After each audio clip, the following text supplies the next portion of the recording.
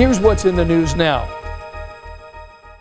In the meantime, you should know Richard Allen has been sentenced to 130 years behind bars for the murders of Abby Williams and Libby German.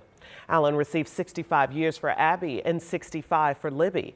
13 investigative reporter Bob Siegel is in Delphi right now. He brings us the latest on today's sentencing.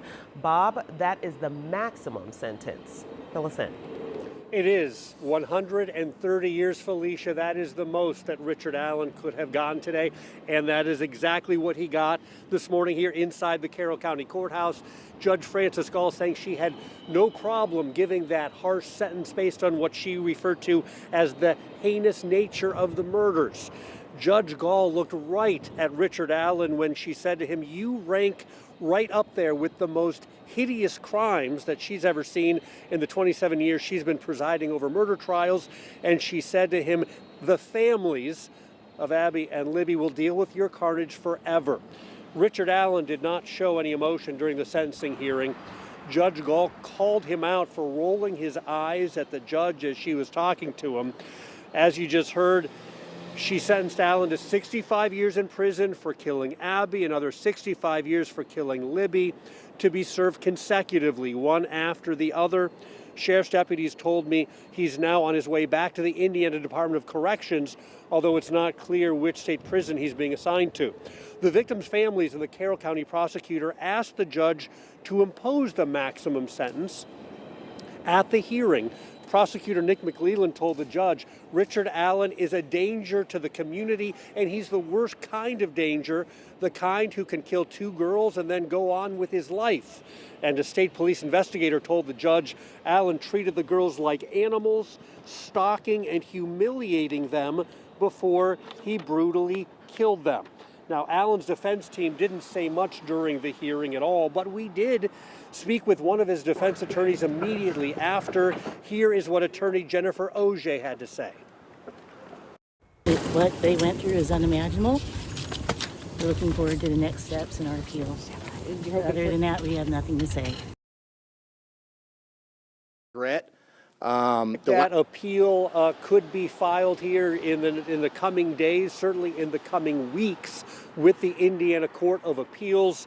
Now, 6 of Abby and Libby's family members spoke to the judge before the sentence was announced. Abby's mother spoke, Abby and Libby's grandparents, both, they all spoke to the judge as well. I will have their very powerful comments coming up on 13 News at 12:30. For now, Felicia, we're going to send it back to you. We, of course, know that you have been following this. We know that the other new piece of information is that gag order has been lifted, so we are hearing from these family members for the first time in a long time. Thank you so much. We will get back to you. And at the top of the hour, you actually heard from Mike Patty, Libby German's grandfather. He addressed the media just 30 minutes ago, and this is the first time that he's spoken about this case in years.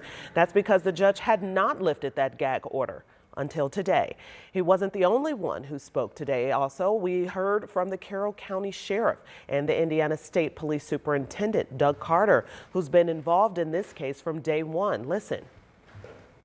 The family effects, I think you'll see the words that were spoken by the folks that spoke today about their lives and how they've been forever changed, how they'll never be the same. And they said it in ways that were beautiful in some kind of a mysterious way. Other news now, it is considered one of the most expensive trials in Indiana state history. Tonight, 13 Investigates has the latest numbers for the Delphi murders trial. More than a month after the trial ended, investigative reporter Bob Siegel says the costs continue to rise as the bills continue to come in. Most of the costs associated with the Delphi murders trial can be attributed to 3 main areas. The first is attorneys. The Carroll County auditor says Richard Allen's defense team has been paid more than $750,000, while attorneys hired to help the Carroll County prosecutor have gotten $322,000. Add in costs for investigators and trial consultants who help the legal teams, and all those attorney bills so far total about $1.1 million. The second most expensive cost was trial security. Carroll County hired officers from more than 36 police agencies to help provide security at a cost of nearly $720,000. Equipment like barricades and metal detectors, this is all purchased this year. those cost $94,000. And with additional costs for bailiffs and other security, the total paid so far for trial security is more than $874,000. Then there are costs for the jury. Meals and lodging for jurors and court staff, that costs nearly $200,000, with another $66,000 for transportation, jury questionnaires, and other jury-related expenses, bringing the bill for the sequestered jury to over $250,000. Altogether, the total for this month-long trial, $2,558,000 for Carroll County taxpayers. That's incredibly costly for a single trial, but about $300,000 in attorney's fees could be reimbursed to the county by the Indiana Commission on Court-Appointed Attorneys. And the $2.5 million in costs is still well under the $4.3 million the county budgeted specifically for this trial.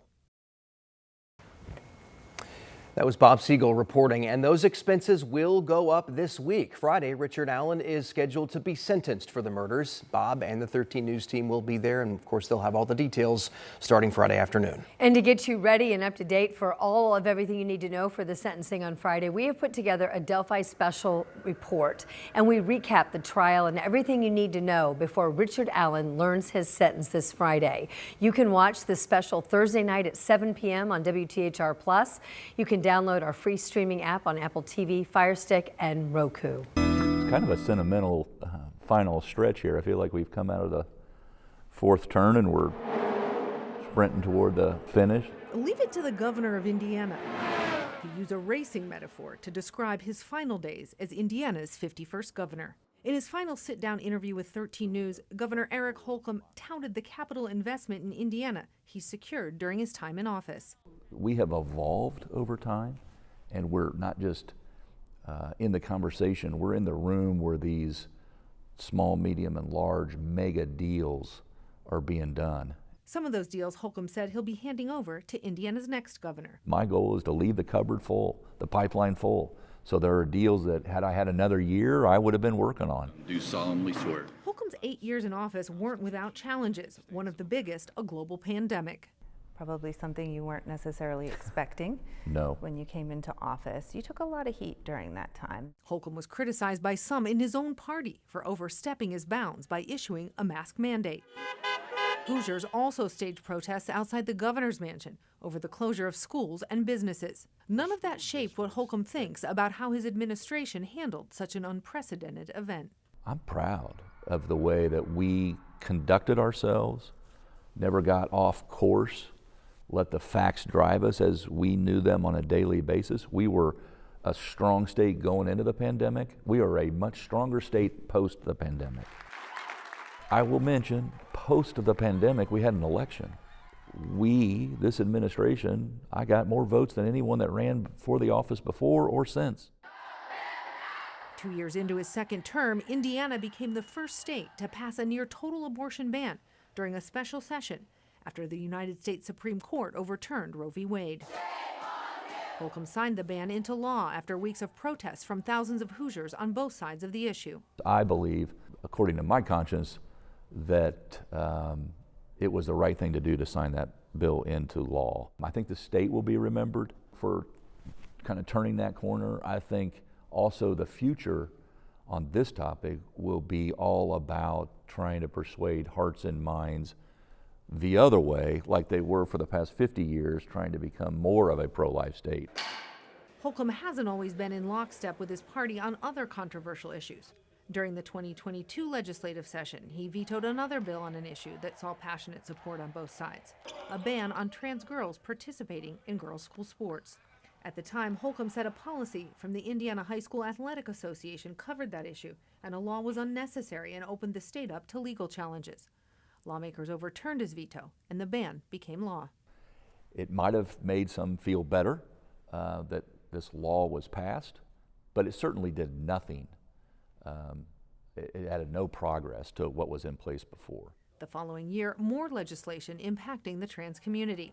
This time, a proposal to ban doctors from prescribing hormone therapies and puberty blockers for trans youth. Holcomb called the bill clear as mud and then signed it. Procedures that change permanently one's body,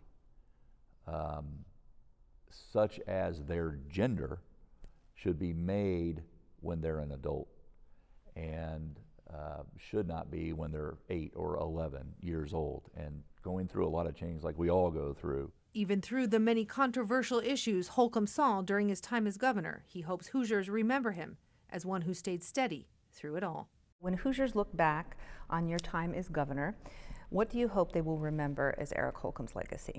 I hope people feel like this was a time of not just growth, but opportunity. I hope folks are optimistic in reflection and equally so about the future.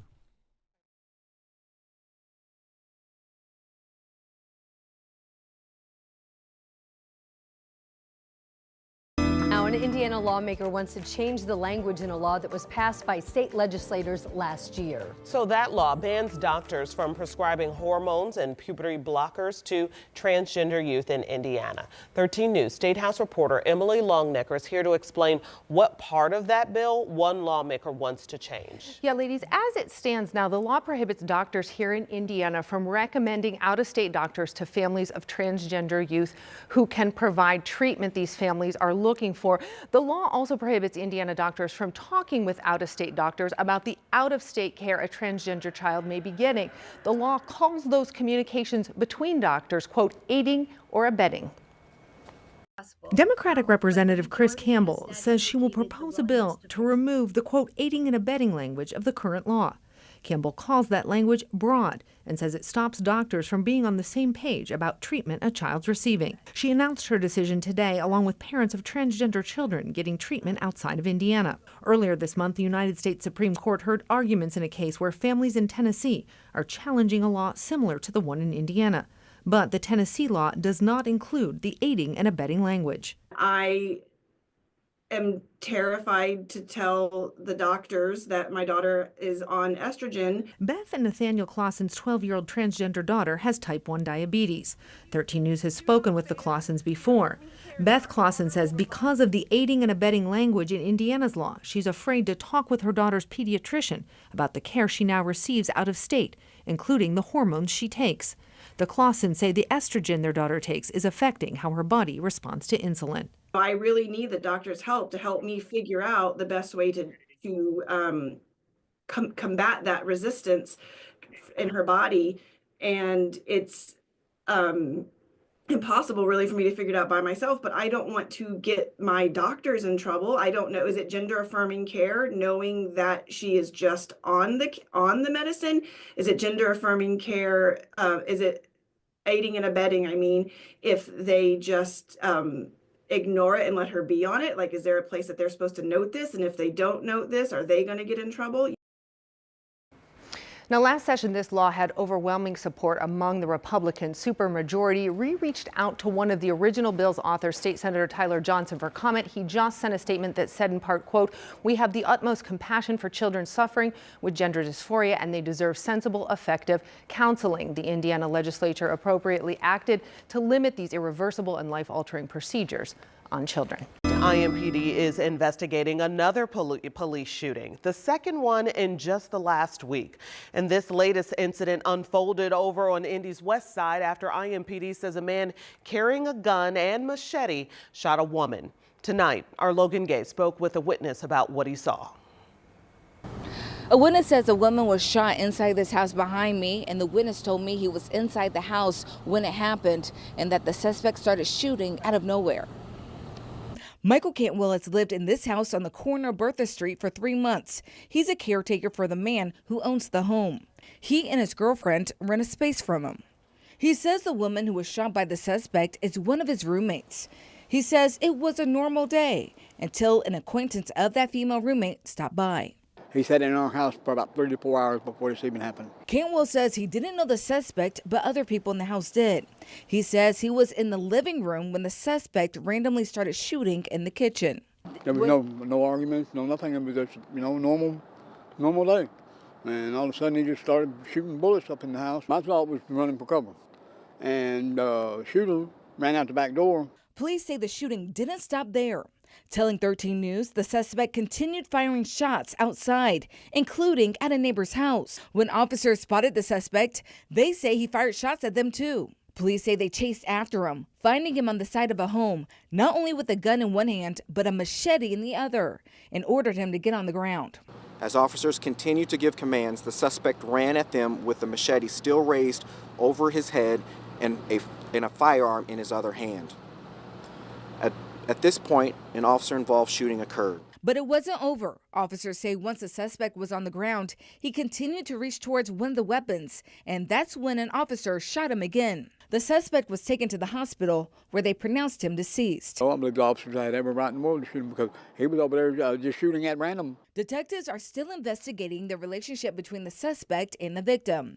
But Police Chief Chris Bailey says he can't help but to point out that once again, another community is impacted by senseless violence. We have to find other ways to deal with our conflicts other than with the use of a handgun or any kind of weapon. The female victim was taken to the hospital and is stable. Cantwell says the woman is a single mother, and he's happy that she's still alive and no one else was hurt. But he's walking away with some lessons. I'm very, very conscientious about who I want to let into a place where I'm living at, and makes me very protective of my loved ones. The officers involved in the shooting have been placed on administrative leave per the department policy. In Indianapolis, Logan Gate, 13 News. I think I'm going to end up burying him or he'll be in prison because they won't help me. The last 2 years have been anything but easy for Wayne Hughes when it comes to raising his 14-year-old son.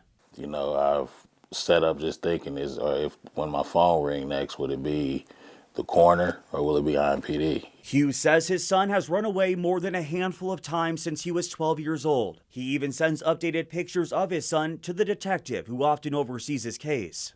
This time it was 2 months he was gone, and it's never been quite 2 months he's been gone. So this time it was a little bit more nerve-wrenching, just wondering where he is, what he's doing. The weather changed.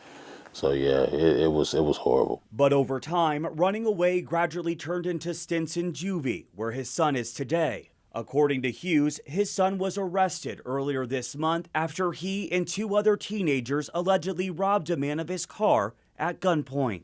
Now he's at a point where things have gotten serious and I'm getting no help still. And I've talked to IMPD about it. I've even been on the phone with an officer, and the officer has told me, I'm not going to help you. I'm not going to help you raise your son. Hughes says he's tried everything. He sent him to a behavioral treatment center, put him in therapy, sent him to camps, signed him up for sports, and even asked a judge to keep his son in custody longer. Every time he goes, it's a slap on the wrist. They put him on GPS for maybe 30 days, maybe 60 days. He takes the band off and he's gone again. And now Hughes says he's struggling and has run out of options. In June, the city hired Ralph Durrett as its chief violence prevention officer to focus on helping kids like Hughes' son. Durrett says his job is to work with community partners and meet youth where they're at, like at the Marion County Juvenile Detention Center. It's a tough time to be in a detention center, especially for a young person around this time. So really building a relationship with them. Durrett also says his job is to identify gaps in curbing youth violence. But as you heard from Hughes, there seems to be a gap getting assistance for parents. This is not necessarily on the community at large. This is on the organizations to be able to reach out and do the things that they're supposed to do within the communities that they say that they serve. Durrett hopes his work will help parents like Hughes, who says after exhausting all of his options so far, he hates to see his son locked up, but he's happy to know he's off the streets. Reporting in Indianapolis, Chase Howell, 13 News. We know right now is the busiest time for delivery companies, especially the U.S. Postal Service. But many people say their packages are not arriving on time despite ordering weeks ago, weeks in advance. It's so frustrating. I had something that was due last Wednesday. It's Tuesday. It's still not here. Turns out the majority of them are stuck at the Postal Service's new hub here in Indianapolis. Marion County reporter Lauren Kostick is looking into multiple complaints, not just from customers, but also complaints coming in from small businesses too. Hundreds of people say their packages are stuck here at the USPS distribution facility in Indianapolis. Many waiting not just days, but now weeks for their packages, leaving many to wonder what's going on. Packages delayed, lost, or not even scanned yet. That's what people are claiming all over social media. One person showing their package sitting at the facility since December 2nd. Another waiting almost 10 days. A story Ron Matthews knows all too well. So they've been back and forth here in town 3 or 4 times. His package has been bouncing from Indy to Pennsylvania for almost 2 weeks. All the problems seem to be the Indianapolis hub. I think that this new Indianapolis hub just wasn't ready for the influx of packages. Graham Brown is the co-owner of the United State of Indiana, a shop in South Broad Ripple. They sent out 250 packages after Black Friday, only for them to sit at the USPS facility. So they were stuck there 2 weeks, no updates, and now right kind of when we hit the 2-week mark, they have moved, but a lot of them have moved elsewhere, outside of Indianapolis. So is it a staffing shortage, logistical challenges? The Postal Service wouldn't say. Instead, only sending a statement saying in part, USPS is meeting the challenge of the year's peak surge in mail and package volume. When asked for more information, a spokesperson declined, leaving businesses and customers hoping for a Christmas miracle. And yeah, we just keep checking them every day and we'll see how it goes. In Indianapolis, Lauren Kostick, 13 News. Multi-million-dollar overhaul is headed to Butler University's Clues Memorial Hall. It was just announced today. It'll include interior renovations and the addition of a new venue next door. Our Marion County reporter Lauren Kostick got a sneak peek into the future changes that will transform this theater that is decades old. The renovations at Clues Hall will include upgrades to the seating, restrooms, the loading dock, and of course the stage, all in hopes of attracting bigger, more elaborate productions here on Butler's campus. The hall first opened its doors in 1963, originally hosting Indy's Symphony Orchestra before becoming home to Broadway shows like The Nutcracker. Now a new $9 million grant looks to launch the hall into a new era. Butler University's president announcing the donation Wednesday from the Allen Whitehill Clues Foundation. Butler University is once again poised to lead a new era in the uplifting and renewal of our city. The plan includes a new venue next door to be used as a music hall or ballroom for private events, plus renovations to the theater itself, something Butler's Aaron Hurd is leading, saying it's personal, with his father and grandfather both working at the hall. Of a certain generation, when you think of concerts coming to Indy, you think of downtown or you think of Broad Ripple. I want Clues back in the mix of that. And we are there ticket sales wise, and I think that's where this grant helps us go to the next level. Including improved seating and open air suites, expansion of restrooms, 2 additional loading docks, and stage upgrades with more rigging points and reinforced flooring. Improvements even neighbors are excited about, saying Clues is more than just a venue. It's just wonderful, and I like the vibe, the vibrancy that we will have now in this neighborhood. And construction is scheduled to start next June and be done in 4 different phases. As for the ballroom, that is expected to open in spring of 2027. In Indianapolis, Lauren Kostick, 13 News. Well, likely when you've been out and about, you've seen those crews that are picking up litter along the interstates here in Indiana. As our Scott Swan learned, the crews are redeeming our communities 1 mile at a time. Just about anywhere you drive, you'll see it. All kinds of trash, from baby clothes, household items, tires, car parts, like everything.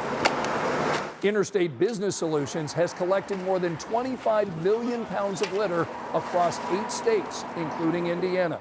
But this is about a lot more than just cleaning up Indiana interstates. You see, This job is actually changing the lives of the people doing the work. We are a second chance employer. The president of IBS says they offer jobs to those who've been homeless, battling substance abuse, or people who've been incarcerated, like Deidre. I wound up getting into some trouble when I was 17. It wound up having me locked up for 5 years. Deidre served time for attempted murder and assault. But when she got out of prison, she started working for Interstate Business Solutions. Oh, this job has really changed my life around a whole lot. She started as a crew member, worked hard, and now is a crew leader. Just let me know that anything is possible, you know, and I'm grateful for this job. Like, I wouldn't trade this job in for the world. I love my job.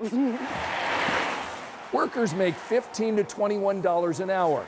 When they're not picking up trash, IBS helps them set up bank accounts, find affordable housing, and connects them to other employers with higher paying jobs. But what we want them to do is come build their career with us, get their resume built back up, and then move on to, what are those opportunities, and we're going to help connect them with those other employers. A company cleaning communities 1 mile at a time and changing the lives of those doing the work.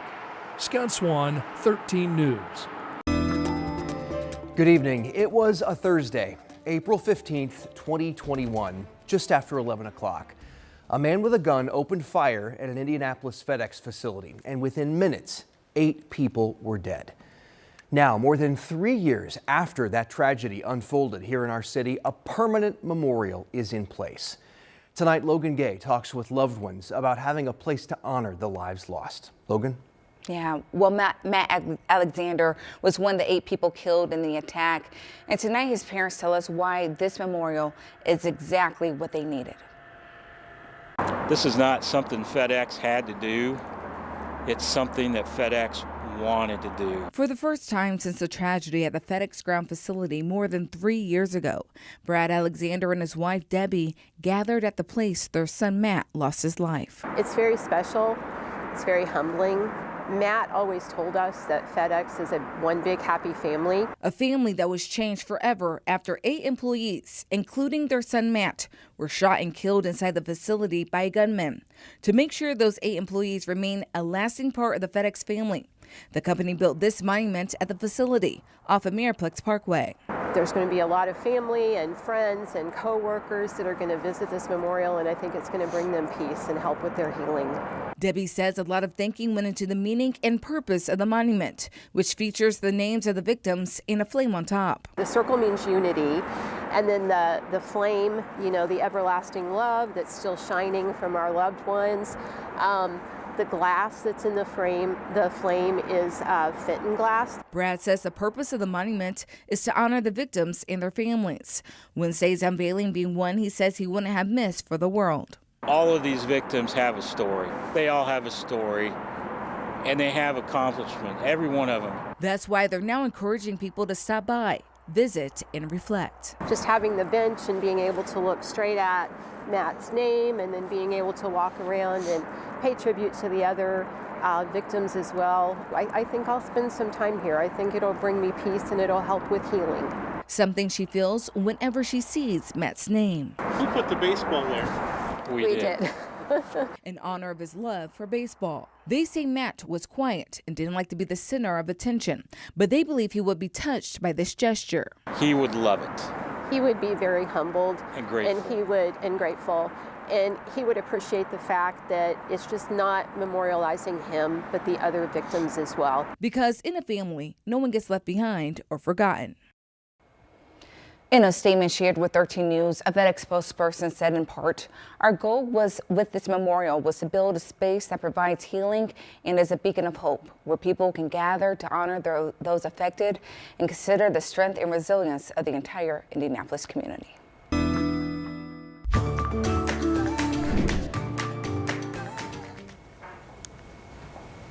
Well, now we have time for What's the Deal with Allison Gormley. And a lot of people hit the skies over the holidays. Sometimes kids have to fly by themselves. That's right. For today's What's the Deal, Allison has the deal with what you need to know about holiday flights for unaccompanied minors.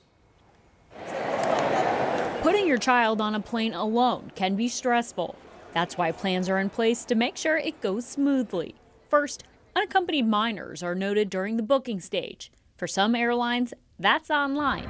For others, it may take an extra step. Some require you to book unaccompanied minors over the phone. This service is for kids ranging from 5 to 14 years old, though the exact age ranges depend on the airline. Teens a little older may be able to fly alone. So a parent can say, yes, I want to pay the extra $100 for my child to make sure that they are under the eyes of airline staff, or they might opt out of paying that fee, in which case that child is traveling just like anyone else. Speaking of fees, they vary by airline. On United, Spirit, American, and Delta, it's $150 each way. Frontier, on the other hand, does not allow unaccompanied minors. Some airlines may also designate seats for kids toward the front of the plane. At the airport, parents or guardians may need to fill out a form at the ticket counter before going through security with the child and walking them to the gate. The gate is where you stay until you see the flight take off. Flight attendants are trained on how to help out kids, and often we see kids get really good kind of VIP treatment when they go through these programs. French said to make sure your child has a piece of paper handy with allergies and contact information just in case anything comes up. Well, make sure you also get to the airport with enough time because kids are usually part of the pre-boarding process. Yeah, so they are first in line to get on the plane. Certainly helps that you can get a pass and get through security to see them, right, get onto that flight through the gate. Yeah. Well, exactly. And you have to hang out because the plane can always turn around and come back. So you want to see that thing hit the sky. Yeah. That's true. Good point. All right. Thanks, Allison. And now is the time to celebrate Dave Calabro. Yep, Dave's rule as the king of sports coverage now is officially wrapping up. This is the day. He retires officially in just a few minutes. This is his last newscast. Before he turns in his key card, though, Dave is going to share some of his favorite memories of his 32-year career as sports director here at 13. Hi, everybody. 32 years ago, May 1992, I made my big debut on Channel 13 from here at the Indianapolis Motor Speedway. I was 29 years old, and it was a big deal because I grew up just 5 miles from the Yard of Bricks at the Speedway. I can't believe I got to spend 3 decades being the sports guy in Indianapolis. It's been quite a blessing. I brought along some memories for you. Hey, good evening. Welcome live on Top the World. From flying around Chopper 13 and bringing you all those Operation Football Nights, to covering 6 Super Bowls and 7 Olympics and all those crazy Indy 500 assignments. You know, Dario Franchitti's Castle in Scotland and Aloha! Welcome. Jim Neighbors' oceanfront slice of heaven. I've traveled around the world and met all kinds of celebrities, from George Harrison of the Beatles to President George Bush, and yeah, I even got up close and personal with the president of Russia. I've always tried to take you behind the scenes and bring you more than the scores and highlights. It's been a blast. Everybody smile. From Reggie Miller and Jim Harbaugh to a young Peyton Manning and Andrew Luck. Exactly, it's me and my very good. We had lots of laughs with Elio Castaneves and Tony Kanaan, and oh yeah, we watched a young Jeff Gordon make history. Tony Stewart and Robin Miller always kept it interesting on live TV, and I could always count on the great A.J. Foyt to tease me that I didn't work for a living. And the great Mario Andretti was always pure class with this young announcer. And I'll never forget that rainy night when the Colts finally won the Super Bowl in Miami. That was a lot of fun with those great colleagues. And I even got a chance to carry the Olympic torch, not once, but twice. Not bad for a kid from the West Side. The list of great moments goes on and on. Yes, I've certainly lived life in victory lane, that is for sure. I want to say thank you to all of you for inviting me into your homes and trusting me all these years. All glory goes to God for the courage to do this job. And a big shout out to my lovely wife, Lisa, who I can't wait to spend more time with. She's been there for every step of this journey. Thank you once again to everybody at Channel 13. I'm truly blessed. Merry Christmas. I'm not going far. I'll be working right here at the Indianapolis Motor Speedway, still doing the races, the Indianapolis 500. I'm Dave Calabro. Thank you so much. I'm headed to the beach. That sounds great. Yes, sir. And that sounds just like Dave, you know. A couple reflections that I have done 5 or 6 Olympics with him, travel with him, I've watched him interact with viewers and big sports celebrities. And Dave always was not about, what the final score was or how much yardage or how many baskets. It always was like the human element. He connected with the families and the kids, and I think that's what made him so special. And he also never made it about himself. It always was about, the people that he was covering. And I think that's why people love him so much. Yeah, he can relate to anybody. Right. What stands out to me about Dave is just his energy and his passion to whatever he's doing, and his spirit.